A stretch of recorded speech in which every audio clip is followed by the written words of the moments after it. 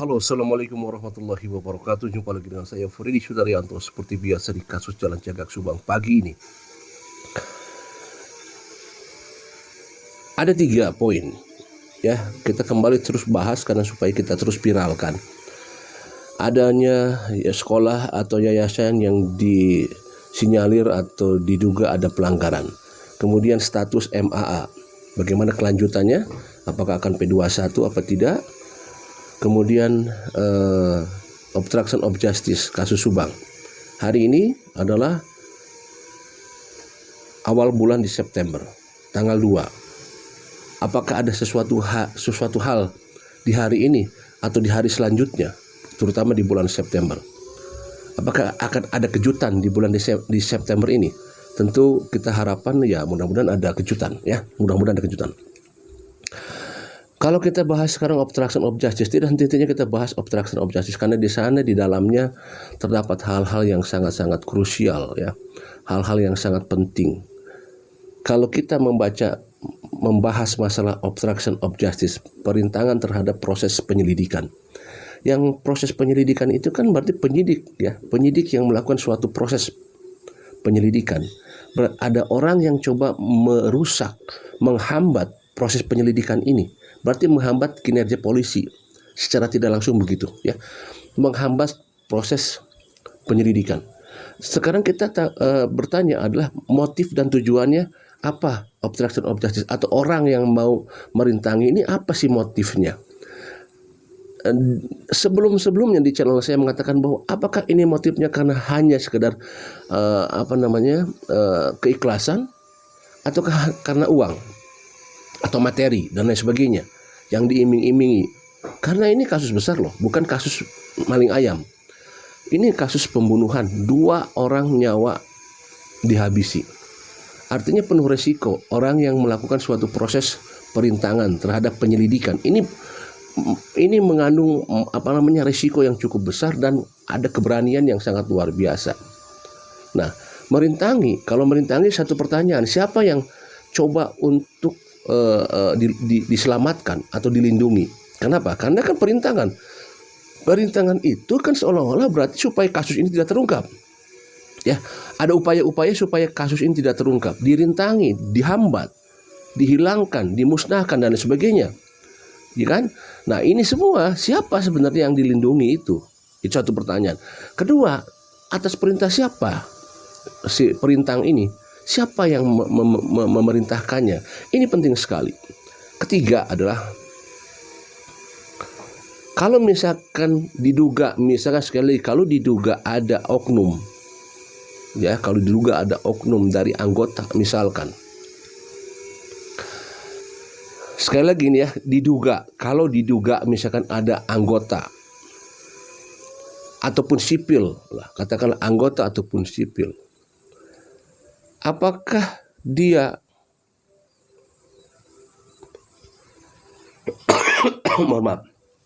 apakah dia secara ikhlas? Masya Allah. Mohon maaf ya. Apakah dia secara ikhlas melakukan suatu perintangan? Mungkin tidak, coba. Saya kira kalau secara logika tidak mungkin kalau dia ada keikhlasan dari hati nurani gitu ya untuk merintangi gitu kan. Masya Allah. Untuk merintangi. Apakah dia ada keikhlasan untuk merintangi? Ya, kedua. Apakah ada orang yang membayar supaya merintangi?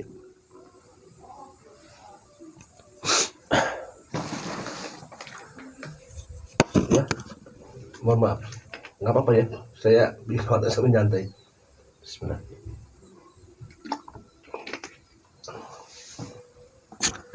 Batuknya nggak hilang-hilang. Apakah dia untuk merintangi ada orang yang memberi uang, materi, atau apapun? Ada yang ketiga, apakah berkaitan dengan masalah, saya susah mengatakannya nih ya. Tetapi sekali lagi ini kan hanya dugaan. Dugaan itu adalah pemikiran yang ada di masyarakat ya. Tidak bermaksud menggiring opini, tidak. Tetapi hanya sebuah pertanyaan, mungkin tidak gitu. Bahwa ini berkaitan dengan institusi. Institusi kepolisian. Mungkin tidak. Sekali lagi, ini adalah hanya sebuah pertanyaan di mana pertanyaan ini atas dasar masyarakat berpikir mungkin nggak seperti itu. Satu poin adalah keikhlasan, dua karena materi yang diiming-iming, ataukah institusi apa? Apakah pihak Polda Jabar atau Polres Subang ada upaya untuk menutupi? Nah ini kan sekali lagi, ini hanya sebuah pertanyaan. Ya, hanya sebuah pertanyaan sekali lagi. Poin 1, keikhlasan sepertinya tidak masuk logika. Mana ada orang mau menutupi dengan dasar keikhlasan, tidak dibayar misalnya, penuh resiko. Poin kedua, dibayar. Nah ini ada kemungkinan. Kalau misalkan dibayar ya, berupa materi apapun itu, berarti bisa dibayangkan berapa sih nominalnya yang diberikan kepada orang yang coba merintangi. Berapa sih nominalnya? Kira-kira berapa nominalnya coba? Apakah yang merintangi ini hanya satu orang? Sepertinya tidak mungkin kalau hanya satu orang. Karena sebuah perintangan yang sifatnya kasus besar. Ini kasus besar, pembunuhan 2 nyawa. Pasti ada sebuah diskusi. Ada sebuah rapat besar. Ya kan? Kalau sebuah diskusi atau rapat besar tidak mungkin hanya satu orang.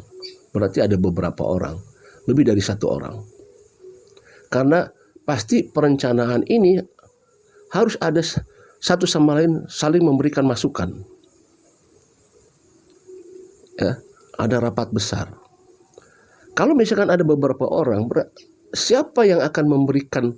Kalau misalkan ada orang yang memberikan dana misalkan ya, atau materi atau bentuk suap atau apapun itu, supaya terjadi perintangan ini, ya, untuk merintangi proses penyelidikan, berarti sumber dananya cukup besar kalau gitu.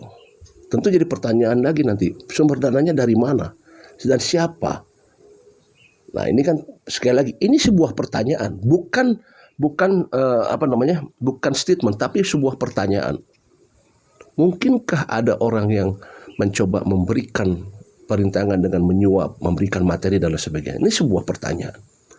Poin nomor 3, ya ini agak susah untuk disampaikan, cuman tapi kita nggak apa-apa, namanya juga pertanyaan ya. Institusi kepolisian.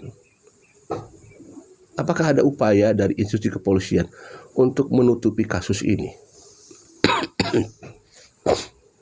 Nah, itulah nanti yang akan bisa terjawab kalau misalkan dari pihak Propam akan menelusuri bila mana ada anggota-anggota yang terlibat dalam proses perintangan atau obstruction of justice. Dari sanalah nanti akan terkuak yang sebenarnya. Ya. Apakah ada unsur-unsur 3 poin tadi yang saya sebutkan?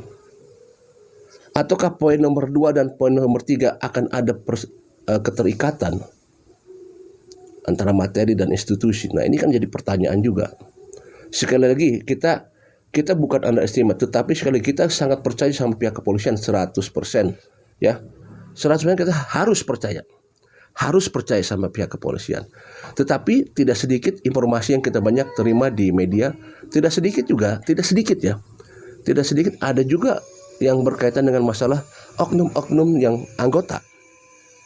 Tapi dari 100% itu cuma 0, sekian lah yang disebut dengan oknum tuh, hanya 0,0 sekian yang disebut dengan oknum. Hanya 0, sekian. Jadi jangan disamaratakan bahwa oknum polisi terus disamakan wah kepolisian begini, enggak. Contoh kasus Pina, kasus Sambo, ya jelas Di sana ada anggota yang terlibat kan, ya. Malah kalau di kasus Sambo cukup berpangkat, ya, cukup berpangkat. Dan di kasus Pina juga ada anggota diduga. Apakah di Subang juga ada anggota? Ya, kalau misalkan terlibat ya hanya 0, sekian persen lah, ya. Masih banyak orang-orang baik di kepolisian, banyak sekali. Mereka lah sebenarnya yang yang terlibat dalam proses OOJ itu adalah hanya sekian persen saja yang tergoda imannya seperti itu. Nah, kembali lagi, apakah di kasus Subang ada yang memberikan dana besar, ataukah ada di kepolisian yang ikut terlibat atau bekerja sama dengan seorang pendana? Ini sekali lagi hanya sebuah pertanyaan, ya.